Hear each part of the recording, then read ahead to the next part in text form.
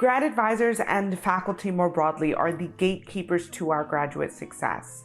So what do you do if you are a graduate student in a program that doesn't have many options, or if your grad advisor is just toxic? Well, today we are discussing steps that you can take or things that you can do to help make a situation that is not best for you more manageable, and ultimately options that you have to create a more positive environment for your graduate experience. So the first thing you need to do is reassess the situation. Through this process, you are really thinking through what about this relationship or this kind of connection is not working and why. You need to be explicit about these things, because if you aren't explicitly sure what is wrong with this situation, it'll be really hard to decide if this is something worth working through or if it's a situation that you need to get out of for your mental, physical, intellectual, and emotional safety. So it's important that you don't depend on the opinions of others or convince yourself that it's not that big of a deal. In this moment, you need to be honest with yourself and your expectations and really understand what is going on, how it is impacting you, and if it is something that you realistically can work through or if it's something that you need to be separated from. So once you've assessed the situation and you've decided it is something that you think you can work through, or this relationship is important still, then you need to redefine the relationship. And this is important because if something wasn't working before, then you need to work together to create a solution. Now, in this moment, when you are redefining the solution, this is your opportunity to really think through what are structures or systems that you can implement to make this situation or this relationship work more smoothly. And so in some cases, you may minimize the amount of times that you meet with your advisor or speak with your advisor. In other cases, it may be a simple fix of how you were communicating just wasn't working, and a simple conversation can fix it. But it's important to look at these little details to make sure that you are moving in the right direction. But of course, sometimes when you redefine the relationship, it actually is kind of effectively taking you out of the relationship without severing the title. And so in that regard, you need to find a mentor. Now, a mentor is something different than a faculty or graduate advisor, and that's because a mentor can be anybody across campus or even the world, because it is a less formal position. It's not something that you need paperwork with.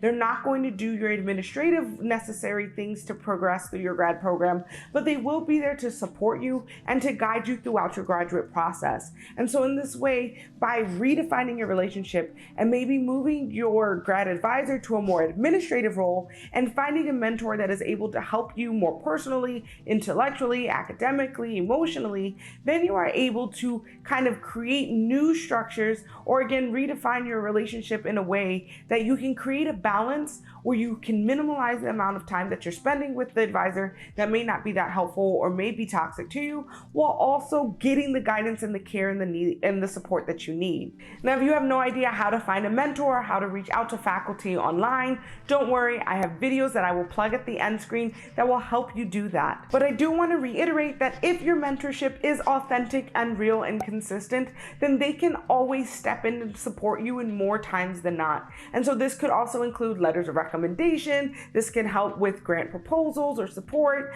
editing or copy editing, and other things that your advisor usually would do, a mentor can do as well. And then again, the focus of your actual grad advisor would just be the administrative things that are related to your degree process or related to your department specifically.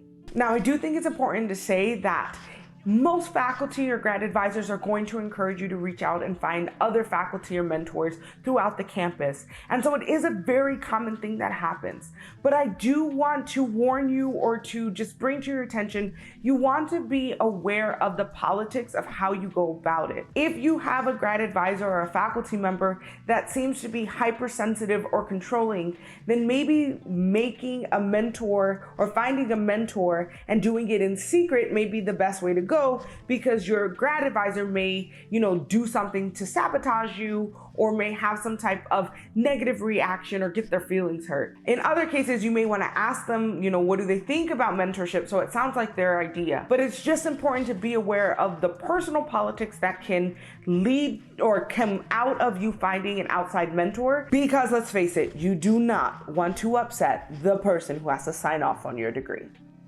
okay? But okay, say that there are no good faculty members, or maybe you're too shy, or maybe the politics of getting a mentor is just too hard for you to navigate and you don't want to risk it. There's still hope. There is no secret that some faculty are just known for being hard to work with.